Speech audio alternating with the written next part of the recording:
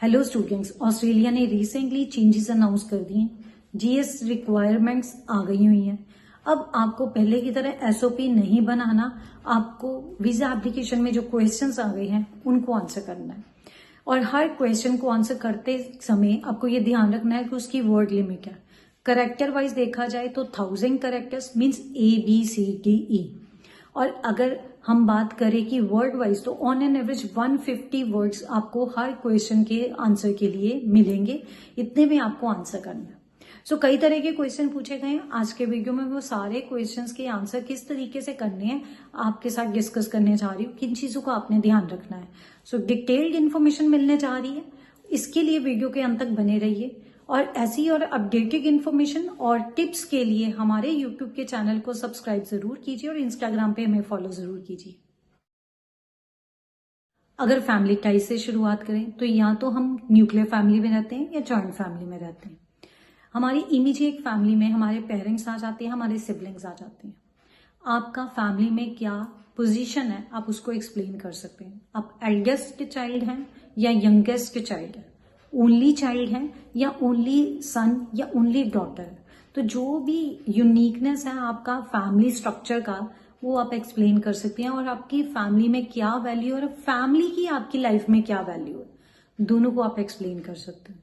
अगर बात करें एक्सटेंडेड फैमिली की तो आपकी बॉन्डिंग आपके ग्रैंड पेरेंट्स के साथ कैसी है वो आप एक्सप्लेन कर सकते हो। यूजुअली काफी मेंबर्स होते हैं जॉइंट फैमिली में, अंकल आंट के साथ भी रहते हो, तो काफी गैदरिंग्स फ्रीक्वेंटली सेलिब्रेट होती हैं। कई फेस्टिवल्स मनाए जाते हैं या कई ऐसे ट्रिप्स ऑर्गेनाइज किए जाते हैं जब आप सारी फैमिली इकट्ठी होके घूमने जाते हो। तो ऑब्वियसली आप फोटोग्राफ्स भी क्लिक करते हो, उसको सोशल मीडिया पे अपडेट भी करते हो।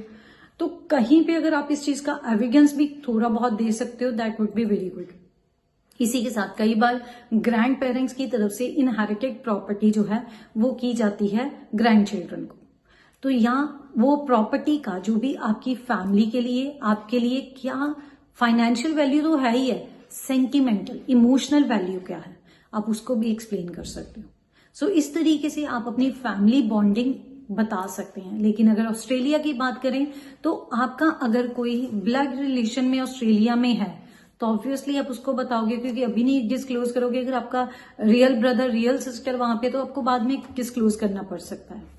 अदरवाइज अगर आपका कोई भी ब्रदर सिस्टर या कोई भी इमीडिएट फैमिली मेंबर नहीं है वहां पे ऑस्ट्रेलिया में तो आपको इस चीज में लिखने में आसानी रहेगी कि आपके जो फैमिली टाइज ऑस्ट्रेलिया में है वो वीक है, वो इतनी स्ट्रांग नहीं है। सारी फैमिली यहाँ पे है, यहाँ पर जो फैमिली टाइज है वो स्ट्रांग है। तो इस तरीके से आप अपना फैमिली टाइज वाला जो आंसर है उसको एक्सप्लेन कर सकते हैं। अब बात करते हैं कम्युनिटी टाइज की। हमारी कम्युनिटी में काफी ऐसे ग्रुप्स होते हैं जिसका हम हिस्सा होते हैं, वो चाहे रिलीजियस ग्रुप्स हो, वॉलंटियर ग्रुप्स हो या एनवायरनमेंट को प्रोटेक्ट करने के लिए ग्रुप बनाया हो, फ्री एजुकेशन देने के लिए ग्रुप बनाया हो, कहीं ना कहीं कोई चैरिटी के लिए ग्रुप बनाया हो। तो मोस्ट ऑफ द टाइम क्या होता है, कई बार हम लोग 10-15 जाने एक ग्रुप का पार्ट होते हैं और हम डिफरेंट टाइम अलग अलग तरीके से कुछ सोशल वर्क करते हैं। तो वो चीजें आप एक्सप्लेन कर सकते हैं। लोकल फेस्टिवल्स, लोकल कस्टम्स आपकी कम्युनिटी में सेलिब्रेट किए जाते हैं, उसमें आपका क्या टाई है, उसकी कितनी वैल्यू है आपकी लाइफ में और क्यों आपके लिए वो जरूरी है अटेंड करना, वो भी आप बता सकते हैं। यहाँ पे मैं एक एग्जांपल लूंगी। मोस्ट ऑफ द टाइम होता क्या है कि गांव में कहीं ना कहीं हर गांव में ये चीज होती है कि कोई ना कोई सेलिब्रेशन होती है जिसको सारा गांव मनाता है। इवन स्टूडेंट्स जब क्लासेस भी लगाते हैं ना तो वो बोल देते हैं कि भाई हमें इतनी दिन छुट्टी रहेगी, हमारे गांव में मेला लगा हुआ है। इस तरीके का फेयर फेस्टिवल जो भी आपके लोकल एरिया में सेलिब्रेट होता है तो ऑब्वियसली एक ऑर्गेनाइजेशन होती है जो सारा इवेंट ऑर्गेनाइज करती है। आप वहां पे सेवा करते हैं, लंगर की सेवा करते हैं, तो इस चीज को अगेन आप सोशल मीडिया पे भी अपडेट करते हैं। तो इस तरीके से आपकी कम्युनिटी टाइज जो है वो स्ट्रांग हो जाती हैं। Local festivals, local customs, local traditions, local group, कहीं भी किसी भी तरीके से आप उसका हिस्सा हो वो बता सकते हो। और इसी के साथ आप कंपेयर कर सकते हो, क्योंकि ऑस्ट्रेलिया के किसी ग्रुप का अभी हिस्सा नहीं हो तो वो चाहे वॉलंटियर ग्रुप हो, सोशल वर्कर्स हो या कोई चैरिटी करने वाला ग्रुप हो, तो कहीं भी ऐसी ऑर्गेनाइजेशन हो आप उसका हिस्सा नहीं हो तो वो बता सकते हो ये आपकी जो कम्युनिटी टाइज ऑस्ट्रेलिया में वीक है बट आपकी अपनी कंट्री में स्ट्रांग है। अगर एम्प्लॉयमेंट की बात करें तो जो आफ्टर +2 स्टूडेंट्स जाते हैं ऑब्वियसली ऑस्ट्रेलिया में गैप एक्सेप्टेड नहीं है और रिकमेंड भी नहीं किया जाता कि गैप वाले स्टूडेंट्स जो है ऑस्ट्रेलिया में अप्लाई करें। तो वो फ्रेशर स्टूडेंट्स तो एम्प्लॉयमेंट टाइज को नहीं बताएंगे, लेकिन कई ऐसे स्टूडेंट्स होते हैं जो आफ्टर ग्रेजुएशन जॉब करते हैं और मास्टर के लिए अप्लाई करते हैं ऑस्ट्रेलिया में। इस केस में आप अपनी एम्प्लॉयमेंट टाइज के बारे में जरूर बताओगे, किस कंपनी में आप काम कर रहे हैं उसका नाम, किस डेजिग्नेशन पे आप काम कर रहे हैं, आपका जॉब रोल क्या है, आपको कंपनी की तरफ से कोई भी अवार्ड या कोई भी प्रमोशन किसी भी टाइम पे आपको मिला है, कितनी देर से आप अपनी कंपनी में काम कर रहे हो। ये सारे ऐसे क्वेश्चन हैं जिसका आंसर आप दे सकते हैं। तो इससे शो होता है कि आपने जॉब किया है और जो आपने जॉब किया है उसके एक्सपीरियंस जो आपको हुआ है और वो जो आप कोर्स करने जा रहे हो उसके साथ रिलेट कर सकते हो कि जॉब आपने किया है, अभी कुछ स्किल्स तो आ गई हैं लेकिन कुछ स्किल्स अभी सीखनी बाकी हैं। जो फ्यूचर में आप प्रोग्राम करोगे वो प्रोग्राम आपको स्किल्ड बनाएगा। उसके बाद अगर आपका एम्प्लॉयर रेडी है आपको प्रमोशन देने के लिए, आप उनसे एक या लीव देने के लिए, लीव के बाद अगर आप में वो स्किल आ जाती है, आप ऑस्ट्रेलियन डिग्री लेके वापस आते हो और आपका प्रमोशन हो जाएगा, आप अपनी कंपनी में वापस काम कर सकते हो। अगर आपका एम्प्लॉयर रेडी है इस चीज को लिख के देने के लिए, आप लिखवा सकते हो। सो ये आपको काफी हेल्प करेगा एम्प्लॉयमेंट टाइज को स्ट्रॉन्ग दिखाने के लिए। इसी के साथ अगर कंपैरिजन किया जाए ऑस्ट्रेलिया के साथ तो आप बता सकते हो ऑस्ट्रेलिया में आपके प्रोफेशनल कॉन्टैक्ट्स नहीं है, आपका इंटेंशन नहीं है आप परमानेंट वहां पे जाके रह के जॉब करो। तो वहां पर आप जो भी टेम्पररी अगर पार्ट टाइम वर्क का परमिशन है आपको, आप करते हो तो वो सिर्फ और सिर्फ practical understanding of the program purpose के लिए है और कोई उसका पर्पज नहीं है। तो इस तरीके से आप अपनी एम्प्लॉयमेंट टाइज को स्ट्रॉन्ग दिखा सकते हैं।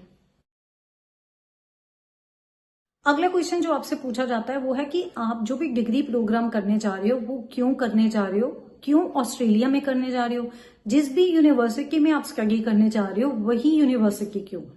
तो इसमें ये तीनों चीजों को कवर कर सकते हैं। ऑब्वियसली ऑस्ट्रेलिया क्लियर है कि क्वालिटी एजुकेशन में वो अपनी जो रेप्यूटेशन है इंटरनेशनल लेवल पे किसी भी कीमत पे उस पर कॉम्प्रोमाइज नहीं करता। इस टाइम तो वैसे ही गवर्नमेंट बहुत ज्यादा फोकस्ड है कि वो इंटेंशन ऑफ स्टूडेंट्स को ही चेक कर रही है कि वो पढ़ने ही आए, ये नहीं कि पढ़ने की आड़ में काम करने लगे। तो ये चीज तो क्लियर ही है।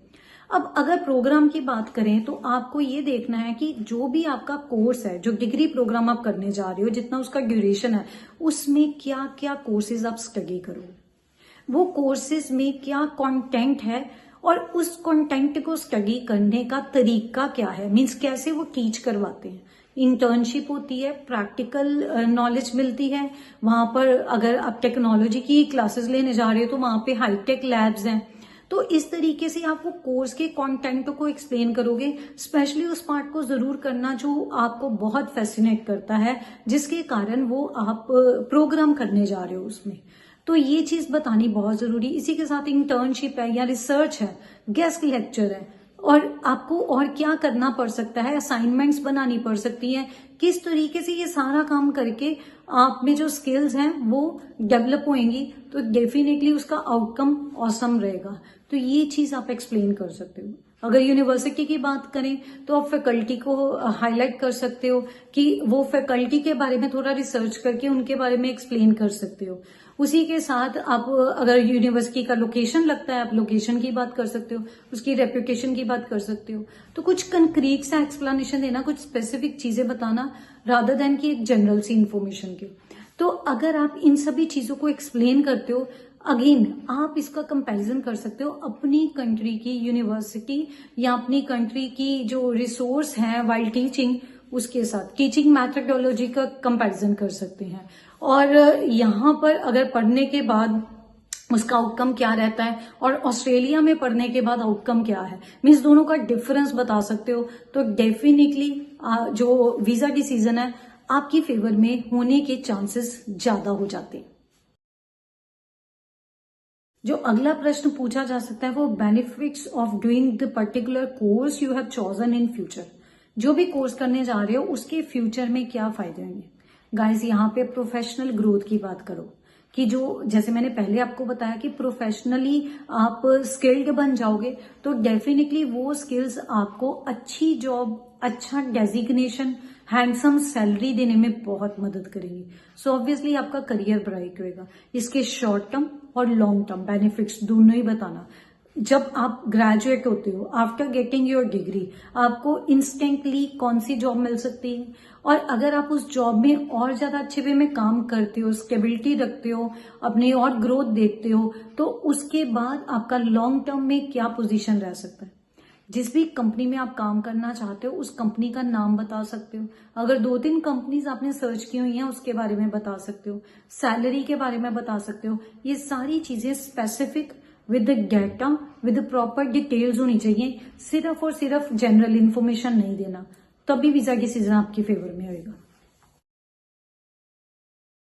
इसी के साथ वीजा एप्लीकेशन में आपको अदर डिटेल्स मेंशन करने के लिए बोला जा सकता है, if applicable, it's not mandatory. अब अदर डिटेल्स में उनकी बात करने जा रही हूँ जो वहां पे ऑलरेडी हैं और अपना वीजा एक्सटेंड करवाते हैं। स्टडी वीजा एक्सटेंशन की बात कर रही हूँ। उस केस में आपको प्रॉपर रीजन देना पड़ेगा कि आप अपना वीजा एक्सटेंड क्यों करा रहे हो। अभी होता क्या है, आपका सपोज प्रोग्राम 3 इयर्स का है, किसी भी कारणवश मे बी हेल्थ इश्यू हो गया, कोई और रीजन हो गया, आपका प्रोग्राम का अभी 1 सेमेस्टर रहता है। 3 साल का वीजा है, आपका 3 साल का डिग्री कंप्लीट नहीं हुआ, आपके 5 सेमेस्टर्स हो गए हैं, 1 सेमेस्टर अभी रहता है। उस केस में आपको ऑब्वियसली वीजा एक्सटेंड करवाना पड़ता है, तो वो आपको नोटिफाई करवाना है, वो आपको एक्सप्लेन करना है एम्बेसी ऑफिसर को। कई बार ऐसी सिचुएशन होती है कि स्टूडेंट्स एक स्टडी कंप्लीट करके फर्दर स्टडी करते हैं। फॉर एग्जाम्पल, उन्होंने बैचलर कर लिया ऑस्ट्रेलिया में, अब उनको लगता है मास्टर भी किया जाए, क्योंकि उनको एजुकेशन वहां पे बहुत अच्छी लगी है, तो वो मास्टर करने का प्लान करते हैं। तो अगर वो मास्टर कर रहे हैं तो उनको प्रीवियस स्टडी के बारे में पूरी एक्सप्लेनेशन देनी है। कौन सा प्रोग्राम किया, कहाँ से किया, किस टाइम से किस टाइम तक किया। इन केस अगर ऑस्ट्रेलिया में जाके अपना एजुकेशन प्रोवाइडर चेंज करते हो, अपना प्रोग्राम चेंज करते हो, तो ये भी डिटेल्स आपको देनी पड़नी है। वो जो सेक्शन आपका आता है, कॉलम आता है अदर डिटेल्स का, उसमें ये चीज एक्सप्लेन करनी है आपने। सो आपका एक्सटेंशन क्यों होने जा रहा है और आपका इंटेंशन क्या है अपने स्टडी प्रोग्राम को एक्सटेंड करने के लिए, ये बताना बहुत जरूरी है केस ऑफिसर को।